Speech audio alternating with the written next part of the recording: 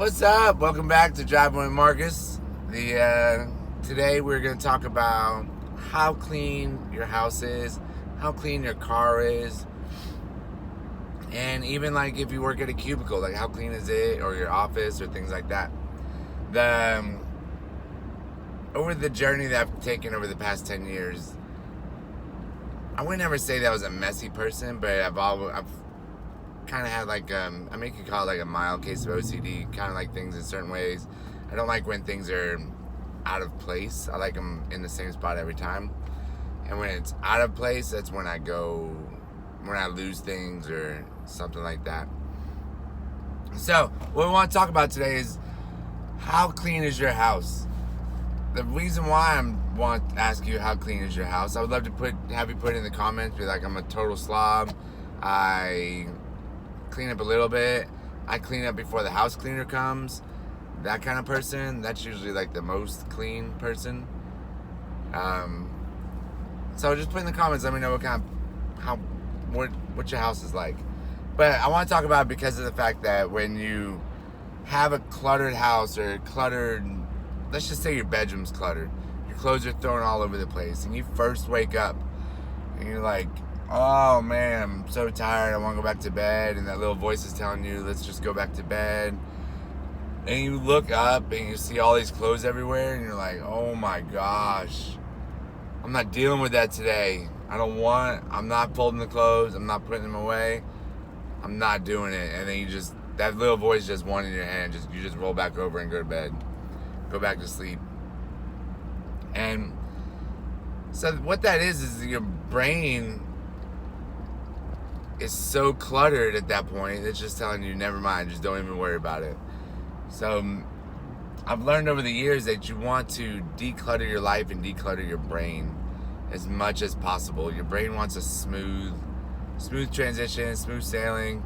Of course, it's got its ups and downs and things like that, but it wants like clear, organized things going on. Your brain's like a super duper computer that is always following away things, and it likes in a concise order.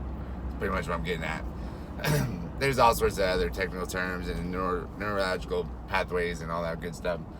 But so then, like, let's say your room is clean, but your bathroom is filthy. Not even filthy, just cluttered with soap bottles, or they all have a whole bunch of stuff on the counter, your toothbrush, your toothpaste, like everything that you use is all sitting on the counter all the time. And you get in there and you're like, and you're just, oh man, I guess I'll brush my teeth now. Or you'll turn on the water or something like that. Like, you just get that sense of, I don't want to do it anymore. And I've learned, the wife I can't go to her counter. That's for sure. I can't do that. And I just walk over there and my brain is just like, oh my god, I don't even know where to start. Like, where the heck is anything? And my counter's got my toothbrush sitting over here. It's got like a ball of soap and one other thing on it. It's got the Hey Google on it too, because it's the only spot we could find. And everything else is put away in drawers. We did the Marie Kondo. Put everything in little boxes, which is amazing if you do it. Like, it really helps with the brain, for sure. I even have my socks in a little box inside the drawer. But anyways, we'll talk about that. And so, like, when I wake up, our house is nice. Our bed is usually like 3/4 of the way made. I mean, technically, we just have to like fold over a sheet, and it looks nice. So when I wake up, there's no clothes anywhere. Everything's in nice order. The sheets or not the sheet, but the quilt's on top. Usually it's folded over. And if it's not, if it falls down, I pick it up and try and put it back on there. There's no toys anywhere. There's nothing going in our room. It's kind of like our little sanctuary. And so when you wake up, the alarm goes off. You look around. You're like, you know what? I'll just get up. Everything's going right. Go to my bathroom. Get my water. Put water on my face. Nothing is out of place. Nothing to throw my day off. Nothing to stress my brain, because everything's in the same spot. No clothes anywhere around the bathroom floor or anything like that. Towels in the same spot. So it's pretty routine, and my brain likes that, and it's easier for me to wake up and get my day started. Like, if you woke up and you just got stuff everywhere, your clothes everywhere, and you're trying to walk around the house, like walk to your bathroom, you're already setting your brain up for a bad day.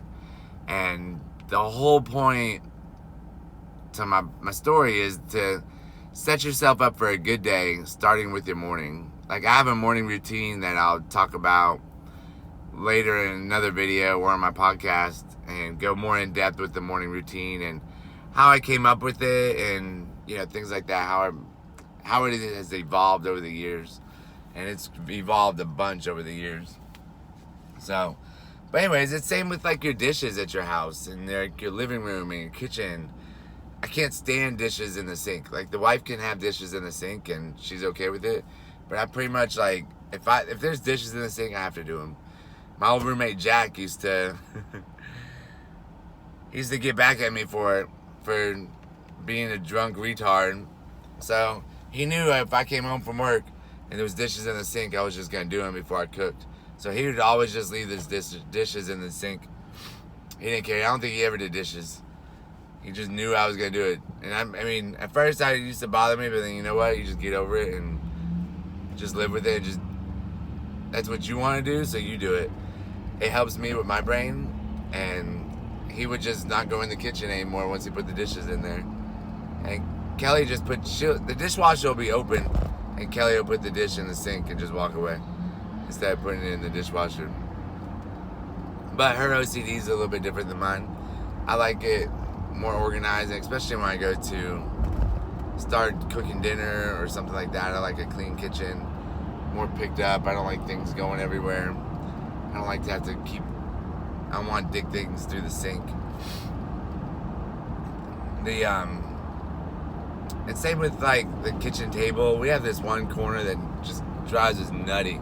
It just won't come clean, and we keep freaking cleaning it off, and then things get piled back on there. Clean it off, and things get piled back on there. And we're trying to make it so that corner we just don't have much on the counters. And we're trying to make that corner not the catch-all of papers and things like that. But then we have our long kitchen table that wants to be the catch-all for all of Harper's stuff, like her schoolwork and her bag. Or if you come in and take your jacket off, you just throw it on the table. We could solve that by putting some hooks up in a different area to hang up our coats.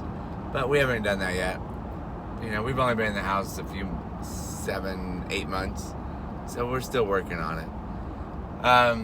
So my life isn't perfect, but strive to be more clean and live a more comfortable life and less stress-free life by becoming more clean and organized in your house and throughout the house.